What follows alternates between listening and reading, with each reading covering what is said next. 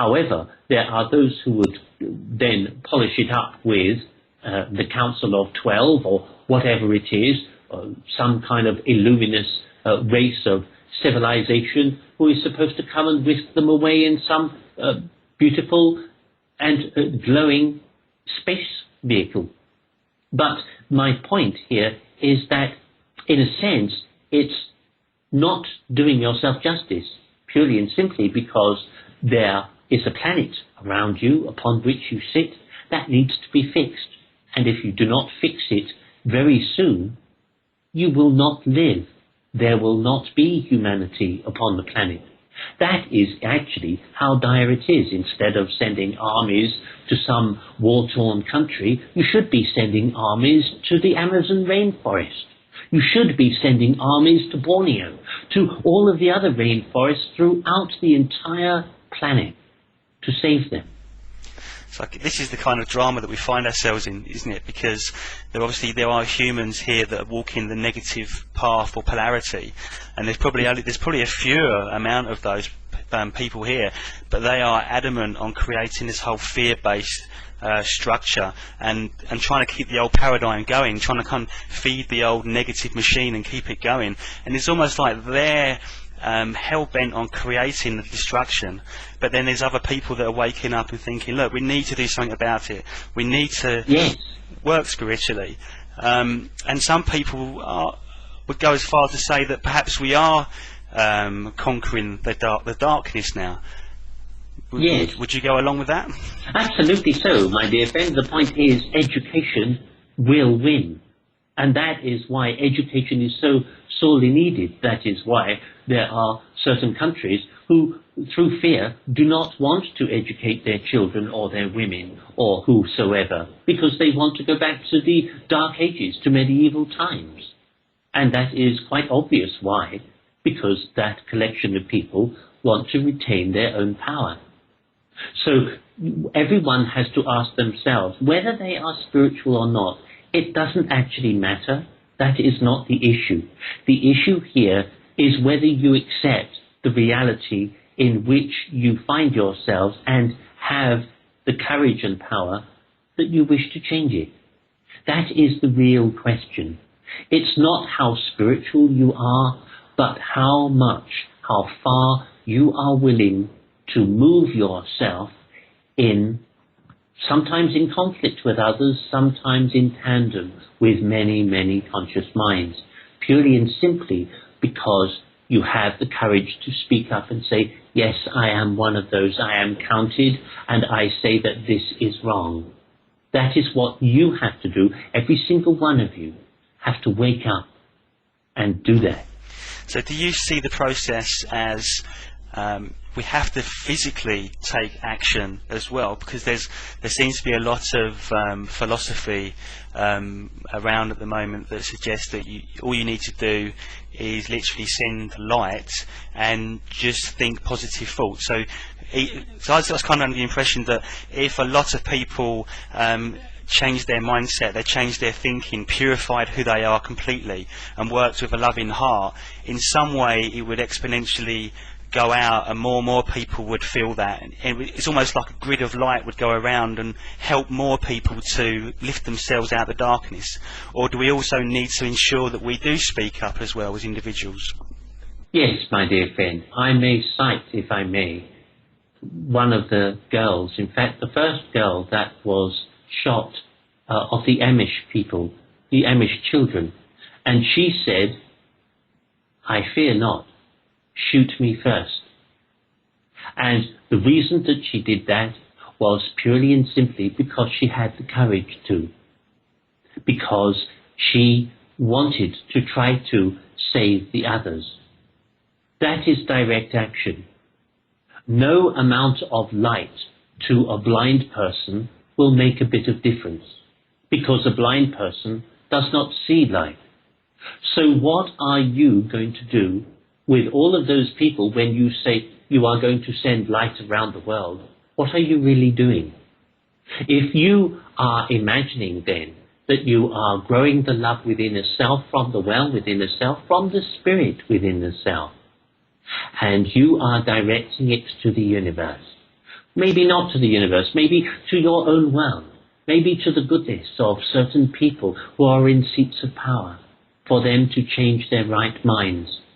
What I'm saying is, for all of the love that exists, for all of the love that existed in that girl who was 13 years of age, and all of the love that existed within her to say to the person, the man who was about to shoot her, that she did not fear him, that she loved him, took enormous courage. But no amount of love that she directed at that person was going to stop the activity physically. Because people who are in negativity, who are in that strata of energy, do not feel it. They are just going to do what they're going to do anyway. So part of what I'm saying to you is that, in a sense, it's a whimsical thought that you gather all of the light and send it out to the universe in order to change things. What you really need to do is to have the power to stand up and say, yes, I am, and I am being counted. I can make this change, and I will live it. And so, therefore, you are creating action, you are creating activity, so that other people will gain courage from those words, from those deeds that you create. Yes, I mean, just leading from that as well, and this kind of goes a little bit deeper into metaphysics, and it's about our potential futures, basically.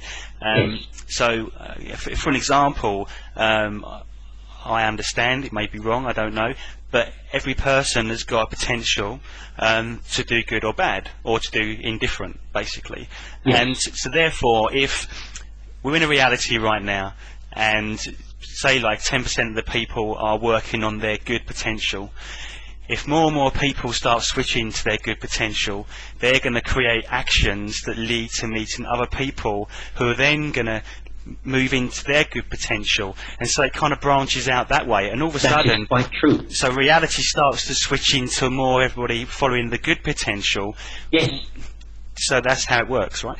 Absolutely, because the positive energy is something which is vibrant, is it not? You walk into a room who is, and perhaps there is one person or two people who are actually really vibrant, and they are having this beautiful conversation, and in actual fact it gets louder and louder because they are so excited with one another's progress. And that's part of it. You should not be denigrating someone else's progress. You should be praising it, even though it is one step. And what does it matter if it was only one step and someone else next to them made 10 steps? In a little while, that person who made 10 steps may actually have missed the point. I'm not casting my opinion upon them, I'm just stating a fact, because that's to do with the fickle mind of conscious physical people. What happens when you collectively come together to make something happen, just in exactly the same way that people came together to want to free Mr. Nelson Mandela, or to change the situation of the Wall of Berlin, or any other situation of monumentous change. It took courage to do that. It took excitement and incitement to a certain extent, but it also took imagination and the belief that grew into knowledge. Yes, I can do this.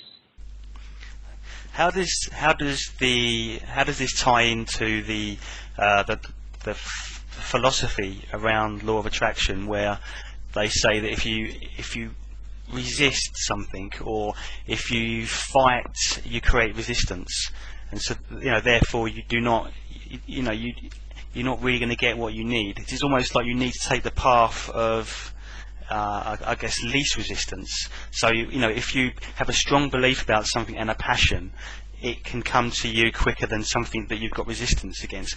I mean, does that tie into this kind of philosophy as well? Not necessarily so, friend. Unfortunately not, because what tends to happen in physical people's lives is that when people are trying to obtain one thing, they are usually at the default end of power, which is being emitted by someone else. Most people in the human physical psyche are actually under the power of someone else at some point in their day. So at some time, dear friend, you have to make a telephone call in order to fix something, or in order to arrange something, or because someone else wants you to do something of your time. That means that, in actual fact, if you just sat there and did nothing, and did not respond, then are you actually giving in to the law of attraction? Did the children in the Amish party, did they give in purely and simply because they thought, oh, I know, I'll give in to the law of attraction and allow this to happen, and then it won't happen? Well, it did.